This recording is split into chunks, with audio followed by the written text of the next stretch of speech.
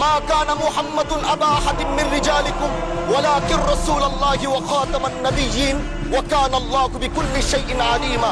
আপনি জানেন নবীর পরে আল্লাহর নবী হচ্ছে আমার ঈমানের অংশ, আমার ঈমানের পার্ট। তিনাকে ভালোবাসা, তিনার উপর ঈমান, এটা আমার ঈমানের অংশ। তিনি আমার শেষ নবী, যেটা কোরআন ঘোষণা দিয়েছে। নবীও বলেছে আনা খাতামুন নাবিয়্যিন আলা নাবিয়্যা বাদি, আমি শেষ নবী, আমার পরে কোনো নবী আসবে না। কিন্তু মাননীয় স্পিকার, দুঃখের সাথে বলতে হয় বাংলাদেশে এরকম একটি পার্ট রয়েছে, যেই পার্টের এক অংশ মানুষ তারা নবীকে অস্বীকার করে, তারা মুসলমান দাবি করে। এবং এই বিষয়ে অনেকের ধারণা আছে, তারা জানে এই আন্দোলন করতে গিয়ে অনেক মুসলমানকে রাস্তায় শহীদ হতে হয়েছে, আন্দোলন করতে হয়েছে। স্বাধীনতার পর থেকে আজও সে আন্দোলন চলছে, কিন্তু আজও পর্যন্ত সেটা পাইনি। আমি মাননীয় প্রধানমন্ত্রীকে বলবো, আপনি বাংলাদেশে একটি ইতিহাস রচনা করে যাবেন। আপনার মাধ্যমে যদি এটা স্বীকৃতি পায়, যারা নবীকে অস্বীকার করে তারা কোনোদিন মুসলমান থাকতে পারে না। এটা আইনের মাধ্যমে, এটা বাংলাদেশের পার্লামেন্ট